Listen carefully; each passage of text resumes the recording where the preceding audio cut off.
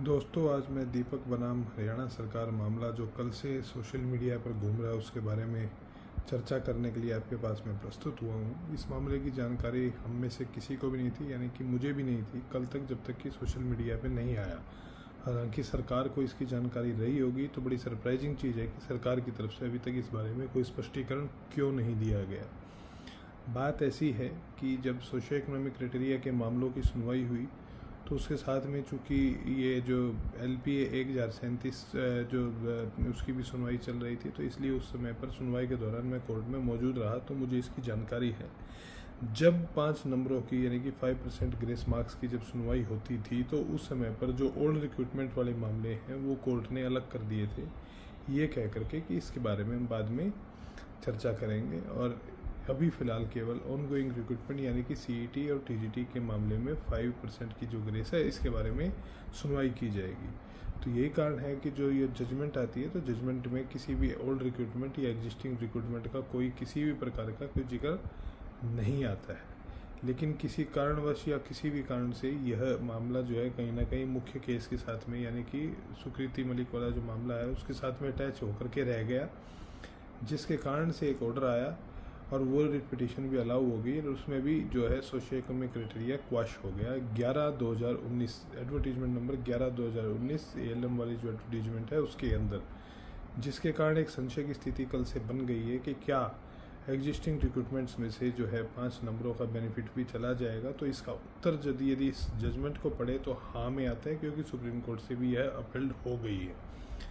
लेकिन इसमें एक तरीका निकल कर के आता है, मैं आपको उस तरीके से अवगत आपको मैं करा देता हूँ, जो साथी समझ रहे हैं इस चीज़ की। मेरी जब सरकारी सूत्रों से जब मेरी बात हुई तो मुझे पता लगा है कि सरकार इसके अंदर क्लैरिफिकेशन की एप्लीकेशन लगाने जा रही है हाईकोर्ट के अंदर, रिव्यू प्लस क्लैरिफिकेशन की एप्लीकेशन, कि जो जजमेंट सुकृति मलिक वाली है वो किसी भी एग्जिस्टिंग रिक्रूटमेंट को दिक्कत ना दे, इस प्रकार का प्रावधान हाईकोर्ट कर दे, वरना उस मामले को सुप्रीम कोर्ट अलग से लेकर के जाया जाए और उसके ऊपर अलग से बहस कराई जाए। लेकिन साथियों, चूँकि स्टेट की SLP ऑलरेडी इस दीपक वाले मामले में सुप्रीम कोर्ट से खारिज हो चुकी है, तो ऐसे में यह जिम्मेदारी जो है सेलेक्टेड कैंडिडेट्स की बनती है कि वो इस मामले में अपनी बात से कोर्ट को अवगत कराएं कि न तो वे इस किसी पूरे केस के अंदर पार्टी थे, और क्योंकि एग्जिस्टिंग रिक्रूटमेंट जो है ये पूरी तरह से ख़त्म हो चुकी थी, रिक्रूटमेंट फाइनलाइज हो चुकी थी, और 3 साल से कैंडिडेट्स काम कर रहे हैं। इसमें जो है लिमिटेशन टाइम बार होते हुए इस सिलेक्शन क्राइटेरिया को जो चैलेंज किया गया है ये पूरी तरह से गलत है। इस बारे में कोर्ट को अवगत कराने के लिए सेलेक्टेड कैंडिडेट्स आगे आए। मुझे लगता नहीं कि किसी प्रकार की इनको दिक्कत आएगी।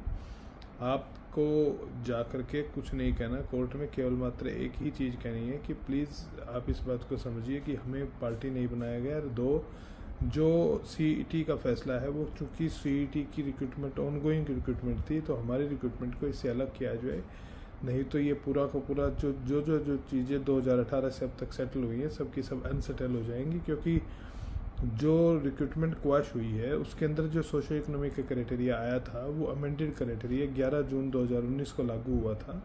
इससे पहले 13/2/2018 वाली जो आपकी जो नोटिफिकेशन थी जिससे ग्रुप C में ये क्राइटेरिया लागू किया गया था, उसे अमेंड किया गया था 11 जून 2019 में। 1-2 चीज़ें उसमें डाली गई थी।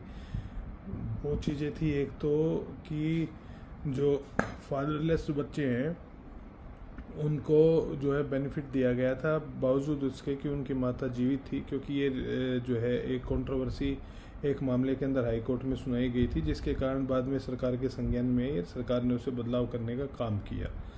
और दूसरा उसमें बदलाव था कि जो आपके नो गवर्नमेंट जॉब के मार्क्स थे उसमें पहले एप्लीकेंट वर्ड नहीं था, यानी कि यदि एप्लीकेंट सरकारी जॉब में है लेकिन उसके परिवार से कोई सरकारी जॉब में नहीं है तो वो बेनिफिट ले सकता था। तो ये जो एक प्रॉब्लम थी, अनोनिटी थी, उसे हटाया गया था। इसके अलावा उसमें कोई बदलाव नहीं किया गया था। तो 11 जून 2000 जो है आपका 19 का जो क्राइटेरिया था, चूँकि वो क्वाश हो चुका है, तो ऐसे में जो है एग्जिस्टिंग सभी रिक्रूटमेंट्स के ऊपर इसका फ़र्क पड़ेगा। तो इसको प्लीज़ जाकर के कोर्ट से क्लैरिफाई कराइए।